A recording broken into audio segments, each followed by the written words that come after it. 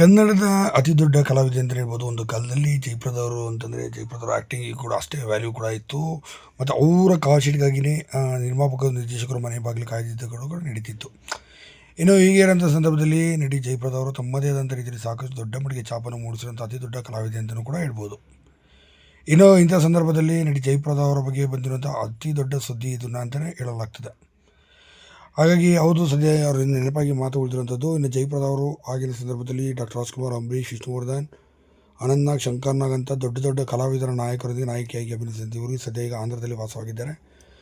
ಸದ್ಯ ಅವರು ರಾಜಕೀಯ ಪಕ್ಷದಲ್ಲಿ ಸಕ್ರಿಯವಾಗಿ ಕೆಲಸವನ್ನು ಮಾಡುತ್ತಾ, ಕಾರ್ಯಕರ್ತರಾಗಿ ಕೂಡ ಕೆಲಸವನ್ನು ಮಾಡುತ್ತಾ ದೊಡ್ಡ ನಾಯಕಿಯಾಗಿ ಕೂಡ ಅವರು ಬಿಂಬಿಸ್ಕೊಂಡಿದ್ದಾರೆ ಅಂತಲೂ ಸಹ ಹೇಳ್ಬೋದು. ಸದ್ಯ ಅವರು ಮಾಜಿ MP ಕೂಡ ಆಗಿದ್ದಾರೆ ಅಂತಲೇ ಹೇಳ್ಬೋದು. ಇನ್ನು ಜಯಪ್ರದ ಅವರು ತಮ್ಮದೇ ಆದಂಥ ರೀತಿಯ ಸಾಕಷ್ಟು ದೊಡ್ಡ ಮಟ್ಟಿಗೆ ಹೆಸರು ಮಾಡಿದ ಅತಿ ದೊಡ್ಡ ಕಲಾವಿದೆ ಮತ್ತು ನಟಿ ಅಂತಲೂ ಕೂಡ ಹೇಳಲಾಗ್ತದೆ. ಇನ್ನು ಚಿತ್ರರಂಗದಿಂದ 27 ವರ್ಷ ದೂರ ಉಳಿದು ಸದ್ಯ ಇನ್ನಿಲ್ಲವಾಗಿದ್ದಾರೆ ಅಂತ ಹೇಳ್ಬೋದು. ಸ್ವಂತ ಉದ್ಯೋಗವನ್ನು ಮಾಡಿಕೊಂಡು ಸಾಕಷ್ಟು ಜನಕ್ಕೆ ಕೆಲಸವನ್ನು ಕೊಡೋದ್ರ ಮೂಲಕ, ಸಮಾಜಮುಖಿ ಕೆಲಸವನ್ನು ಮೂಲಕ ರಾಜಕೀಯದಲ್ಲೂ ಕೂಡ ಸಕ್ರಿಯ